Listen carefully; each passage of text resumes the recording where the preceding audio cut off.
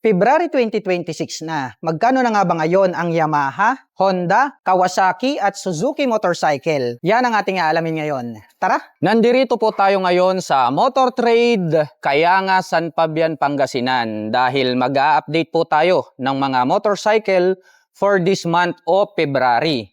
Pagpasok po natin dito po sa kanilang shop, ang una po nating makikita ay ito pong Yamaha NMAX 155 TechMax version. Ito pong kanyang main headlight ay naka-projector lights po ito pong kanyang high beam at low beam at naka-daytime running light naman po ito na parang nanlilisik na kanyang mga mata at nandirito naman po ito pong kanyang LED na turn signals. At ito po ay gumagamit ng telescopic fork para po rito sa kanyang front suspension, naka-single rotor disc brake with 2-pot caliper. At matte brown color po ito pong kanyang cast wheel. Equipped na po ito ng dual channel ABS. At malapad po na black color ito pong kanyang windscreen. At ang presyo po ng Yamaha NMAX 155 TechMax version ay nagkakahalaga po ito ng 175,900 pesos. At kung gusto mo pong kumuha ng hulugan ay kailangan mo pong mag-down payment ng 14,000 pesos. At mayroon po itong monthly installment na 8,136 pesos. Sa loob po yan ng 3 taon. Ito pong kanyang katabi, ito naman po yung kanyang standard version. So same lang po yan na naka-projector lights yung kanyang high beam at low beam. Parang nanlilisik na mata, ito pong kanyang daytime running light. At located po rito, ito pong kanyang LED na turn signals. Naka-telescopic fork po ito na black color with dual channel ABS, naka-single rotor disc brake, with 2-pot caliper. At mapapansin po natin ito pong standard type nito pong Yamaha NMAX 155 ay black color po ito pong kanyang cast wheel. Habang ito naman pong TechMax version ay matte brown color po ito pong kanyang cast wheel. At ang presyo po nito pong ating Yamaha NMAX 155 na standard type ay nagkakahalaga po ito ng 155,900 pesos. At kung gusto mo pong kumuha ng hulugan, ay kailangan mo pong mag-down payment ng 12,000 pesos. At mayroon naman po itong monthly installment na 7,430 pesos. Sa loob po yan ng 3 taon. Ito pong kanyang katabi, ito naman po yung ating Yamaha Aerox 155 SP version. So kaya po siya tinawag na SP version dahil nga po sports version po siya. Ang angas po nito pong kanyang headlight, naka-projector lights po ito pong kanyang high beam at low beam. At LED na rin po ito pong kanyang daytime running light. LED na rin po ito pong kanyang mga turn signals. Mapapansin natin may nakalagay po na decal rito na Aerox SP, yung kanyang model name. Gumagamit po ito ng traditional telescopic fork na black color para po rito sa kanyang front suspension. Naka-single rotor disc brake with single pot caliper. At red color po ito pong cast wheel nito pong ating SP version. Equipped po yan ng anti-lock braking system dito po sa harapan. At ang presyo po nito pong ating Yamaha Aerox 155 na SP version ay nagkakahalaga po ito ng 163,900 pesos.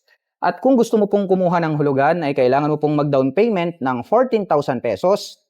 At mayroon naman po itong monthly installment na 7,535 pesos. Sa loob po yan ng 3 taon. Ito pong kanyang katabi, ito naman po yung kanyang standard type version. So ito po sports version, ito naman po yung standard type. Parehas lang din po yan ng design ng kanyang main headlight na projector lights, yung kanyang high beam at low beam. LED ang kilay at LED rin po ito pong kanyang mga turn signals. Ang ganda po nito pong glazed blue color, no? Para po siyang white, pero pag tinatamaan po ito ng sikat ng araw ay nagiging blue color po siya. Kaya amazing color to nito pong Yamaha Aerox standard type. Gumagamit po ito ng telescopic fork na black color, equipped with single rotor disc brake with single pot caliper. At itim po ang kulay ng cast wheel nito pong standard type.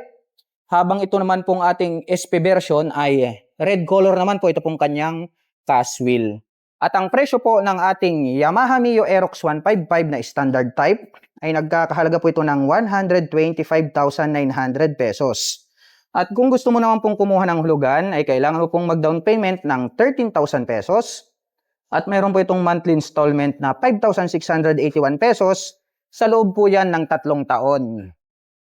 At kung pan naman po kayo ng Honda, mayroon naman po tayo ritong Honda ADB 160, 2024 model po ito. Ito pong kanyang windscreen clear color po ito at adjustable. Naka-pop up po ito pong kanyang mga LED na turn signals. Makapal po ito pong kanyang kilay na nagsisilbing kanyang daytime running light. At naka-full LED po ito pong kanyang high beam at low beam. Gray color naman po ito pong kanyang front telescopic fork. Showa brand po ito. Equipped with single rotor disc brake na flower design with 2-pot caliper na Nissin brand with anti-lock braking system dito sa harapan. At ito pong kanyang cast wheel ay matte brown color po ito. At ito pong kanyang gulong ay naka semi-dual purpose pattern tires dahil ito pong scooter na ito ay pang-adventure. At ang presyo po nito pong ating Honda ADB 160 ay nagkakahalaga po ito ng 168,430 pesos. At kung gusto mo naman pong kumuha ng hulugan, before 20,000 ang down payment, ngayon po ay nakapromo po siya ng 15,000 pesos.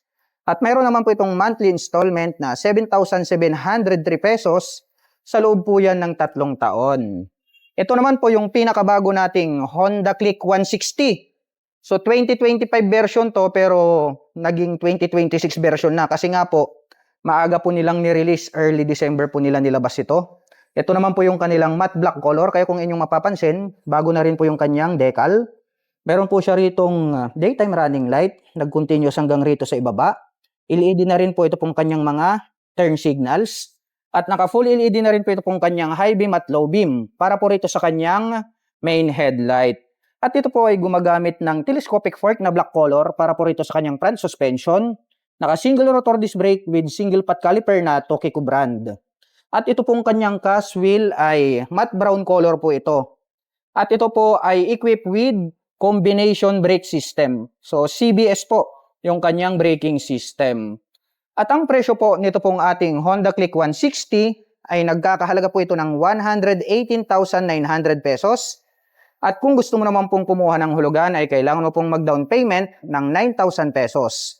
At meron po itong monthly installment na 5,510 pesos sa loob po yan ng 3 taon. Kung mahilig naman po kayo sa underbone motorcycle, isa rin po ito sa mga mababangis ang design. Ito pong ating Honda Winner X premium variant po ito, matte red color. Ito pong kanyang handlebar cover, dito po located yung kanyang horn. Nagkaroon po siya rito ng honeycomb grill design at meron po siya ritong little visor. At nagkaroon po siya ng spike rito at ito naman po yung kanyang daytime running light. Naka full LED po ito pong kanyang high beam at low beam. At located naman po rito sa bandang ibaba ito pong kanyang LED na turn signals. Naka-telescopic fork po ito na gold color at ito po ay gumagamit ng single rotor disc brake na flower design with single pot caliper na Nissin brand matte brown color. Itim po ang kulay nito pong kanyang cast wheel. At ang presyo po nito pong ating Honda Winner X 150 na premium variant ay nagkakahalaga po ito ng before po is 131,430 pesos po siya. Pero ngayon po nakapromo po siya ng 116,930 pesos sa cash. At wag ka, hindi pa dun nagtatapos. Free na rin po yung kanyang 3 years registration. At kung gusto mo naman pong kumuha ng hulugan, ay kailangan mo pong mag-down payment ng 8,000 pesos. At mayroon naman po itong monthly installment na 5,491 pesos sa loob po yan ng 3 taon. Ito naman pong kanyang katabi, ito yung pinaka-cute. Kung mahilig naman po kayo sa mga classic scooter, ito yung highly recommended, no? Bukod sa maporma na, affordable pa yung presyo niya para sa isang 125cc na classic scooter. Ito pong kanyang main headlight na hati sa dalawa, naka full LED po, ito pong kanyang high beam at low beam. Ang kagandahan po rito po sa classic scooter na ito, kapag kayo po ay liliko sa kanan at kaliwa, susunod po yung kanyang ilaw. Meron po siyang Honda badge dito sa gitna at located naman po rito sa bandang ibaba. Ito pong kanyang turn signals, bulb type po yan. Gumagamit po ito ng telescopic fork na black color para po rito sa kanyang front suspension. Naka-single rotor disc brake with single pot caliper na Nissin brand. Itim po ang kulay nito pong kanyang cast wheel. At ang sukat po ng kanyang gulong rito po sa harapan ay mayroong sukat na 100 by 90-12.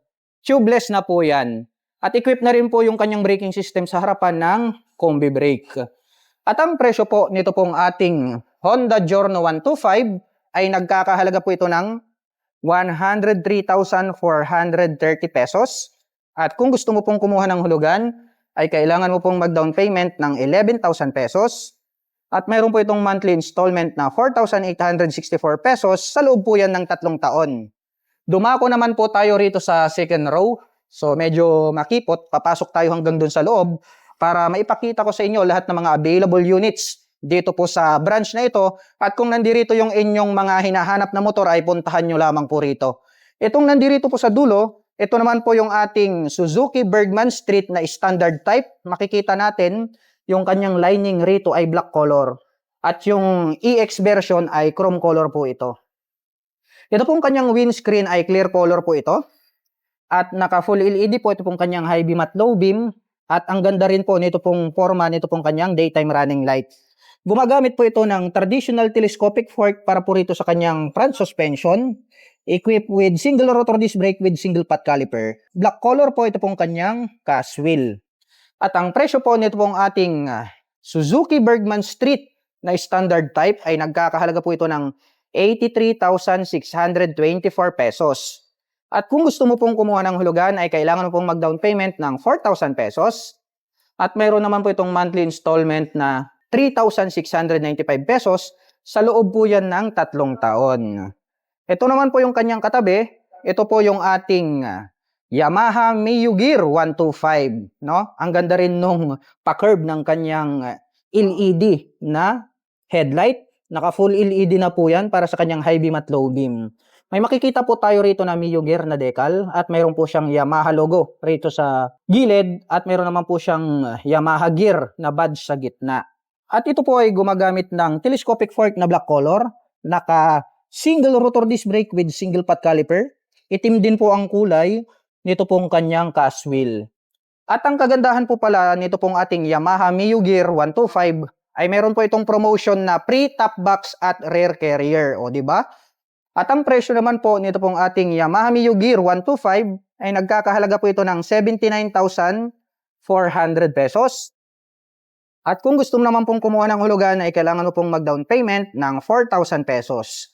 At meron naman po itong monthly installment na 3,783 pesos. Sa loob po yan ng 3 taon.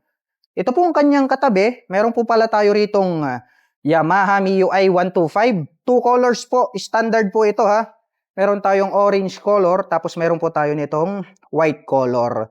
Ito pong kanyang handlebar cover, mapapansin nyo, napakatulis, no? May nakalagay na blue core dito kasi nga FI po ito. So FI po lahat yan, yung mga scooter na yan. At napakatulis din po ito pong kanyang front cowling. Mayroon po siyang Mio badge dito sa gitna. At naka bulb type po ito pong kanyang high beam at low beam. Bulb type din po ito pong kanyang turn signals.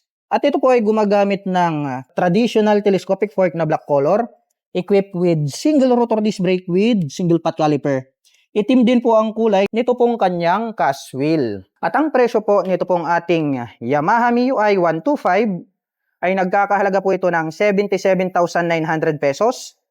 At kung gusto mo pong kumuha ng hulugan ay kailangan mo pong mag-down payment ng 4,000 pesos.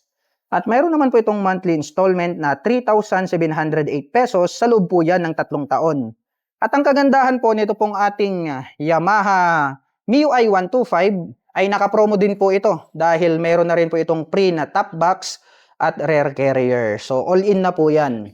So ang nakapromo po natin ngayon na may top box at rear carrier, ito pong ating Yamaha MIUI 125 at ito pong ating Yamaha Mio Gear 125. Ito naman pong nandirito sa gilid, ito naman po yung ating Suzuki Bergman Street EX. Bakit EX? Kasi nga po, yung lining niya rito sa top ay chrome color. Habang yung standard po, makikita nyo, ayan o, itim po yung kanyang lining rito. Clear color po ito pong kanyang windscreen. Meron po siyang Suzuki logo rito sa gitna. Naka full LED po ito pong kanyang high beam at low beam. LED rin po ito pong kanyang daytime running light. At ito po ay gumagamit ng black color na telescopic fork para sa kanyang front suspension. Naka single rotor disc brake with single pot caliper na Nissin brand. At yun pong kanyang cast wheel ay gray color po siya. Habang yung standard type naman po na Suzuki Bergman Street ay black color po siya. At ang presyo po ng ating Suzuki Bergman Street EX version ay nagkakahalaga po ito ng 92,400 pesos. At kung gusto mo pong kumuha ng hulugan ay kailangan mo pong mag-down payment ng 7,500 pesos. At mayroon naman po itong monthly installment na 4,267 pesos sa loob po yan ng 3 taon. Ito pong nandirito sa bandang dulo, ito naman po yung pinakabago natin na Suzuki Raider 150 Blade Edition. Bago na po yung kanyang muka. Kasi nga po, ito pong kanyang main headlight. Tinanggal po nila yung kanyang turn signals rito sa kanyang headlight. Nilabas po nila. Nandirito na po siya sa bandang ibaba. Naka full LED po ito pong kanyang high beam at low beam. Nandirito pa rin po yung kanyang daytime running light at mayroon po siya ritong Suzuki logo. Gumagamit po ito ng traditional na telescopic fork na black color, equipped with napakalaking single rotor disc brake na flower design, with 2-pot caliper na black color. Itim din po ang kulay nito pong kanyang cast wheel.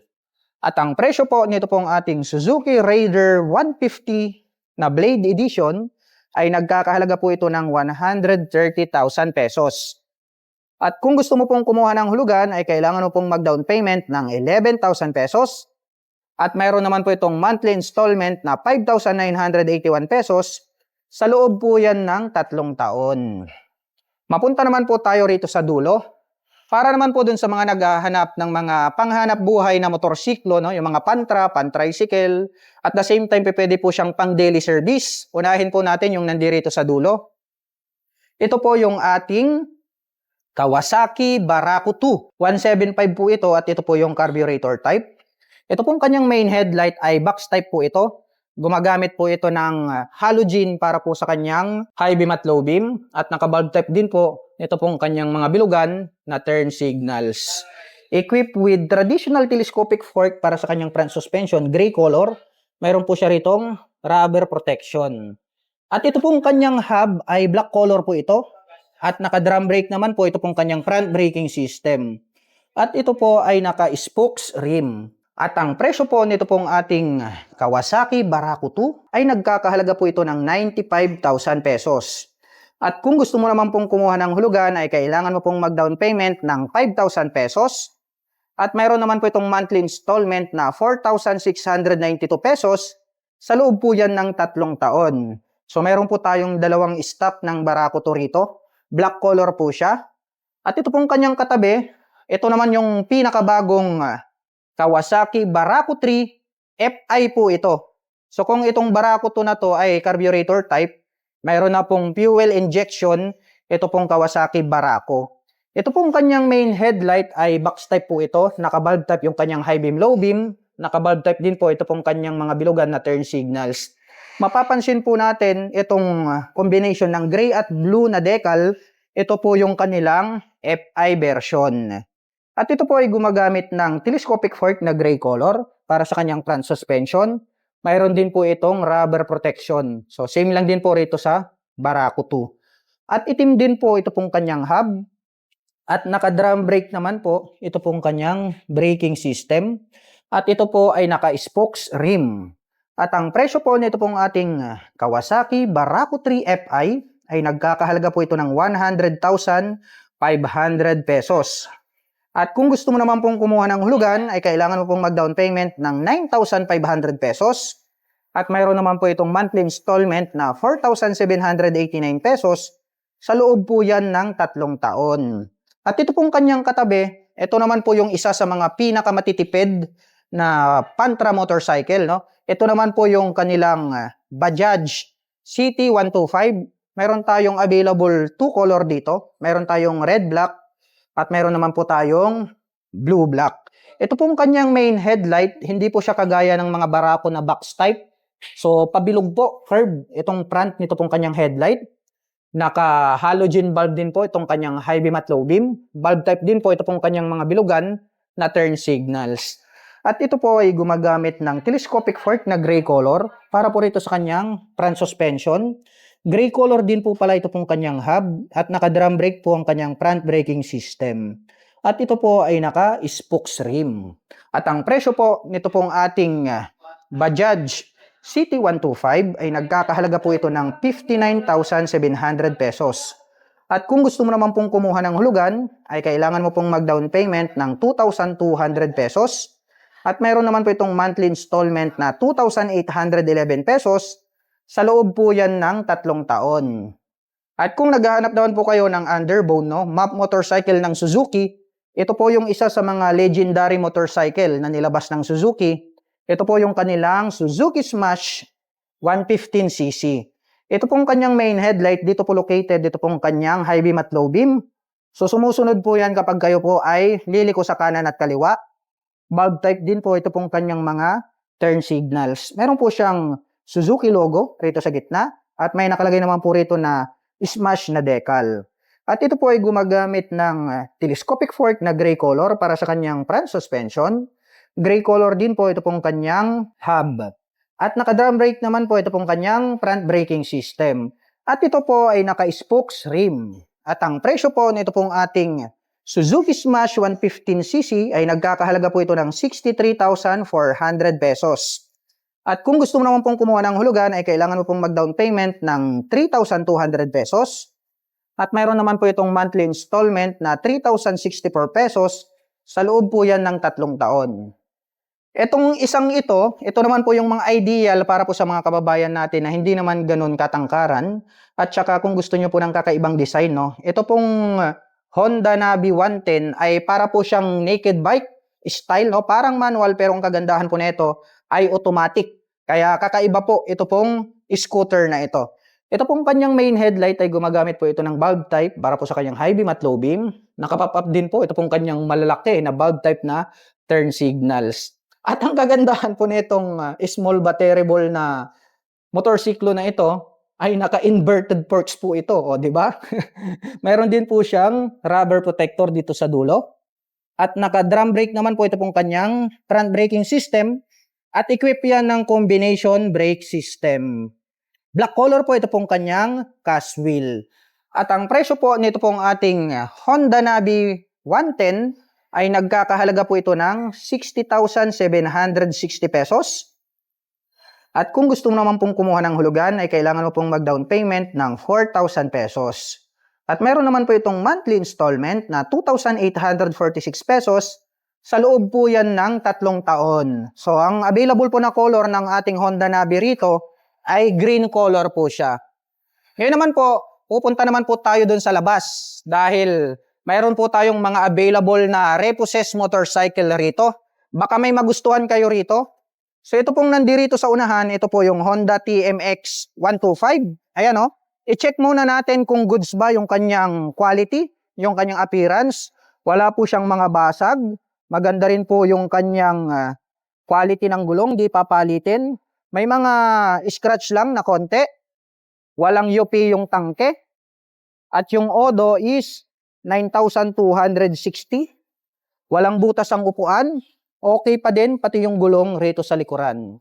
At ang presyo po nito pong ating Honda TMX na repo ay nagkakahalaga po ito before ng 55,800 pesos. Ngayon po, pag bibili mo siya ng cash ay 51,907 po siya. At kung gusto mo naman pong kumuha ng hulugan dito po sa ating repo motorcycle ay 0 down payment po siya. At mayroon naman po siyang monthly na 2,433 pesos. Kung naghahanap ka naman ng scooter na repo, meron po tayo ritong Honda PCX 160 na version 1. 160 version 1 ha. Baka sabihin nyo version 2 to. Kasi yung nauna po is 150 yon. So PCX version 1, 150 yon. Ito, PCX version 1 na 160. So i-check po natin yung quality dito pong repo na Honda PCX 160. Yung kanyang mga headlight, makinis pa naman, walang mga basag. May konting gas-gas po siya. Rito po sa kanyang windscreen. Ito pong kanyang gulong, okay pa rin po siya at braking system. May scratch lang din po siya na maliit rito. At wala po yung kanyang foot cover. Di natin makita yung odo kasi nga hindi po siya nakaswitch. Wala din pong butas yung kanyang upuan. At goods pa rin po yung condition ng kanyang gulong at tambutso rito sa likuran. At ang presyo po nito pong ating repo na Honda PCX 160 ay nagkakahalaga po ito before ng 130,600. Ngayon po, pag bibilhin nyo po siya ng cash ay 116,300 pesos po siya. At kung gusto mo naman po itong kunin ng hulugan ay pwede po. Magda-down payment ka lang po rito ng 5,763 pesos. At meron naman po siyang monthly na 5,232 pesos.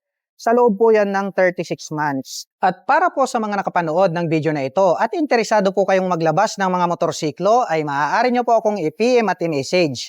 At kung naghahanap naman po kayo ng mga accessories gaya po ng crash guard, rear carrier, top box, side panners, motorcycle cover o di kaya helmet, ay ilalagay ko na lang po yung link dyan po sa description box sa ibaba para hindi na po kayo mahirapang maghanap.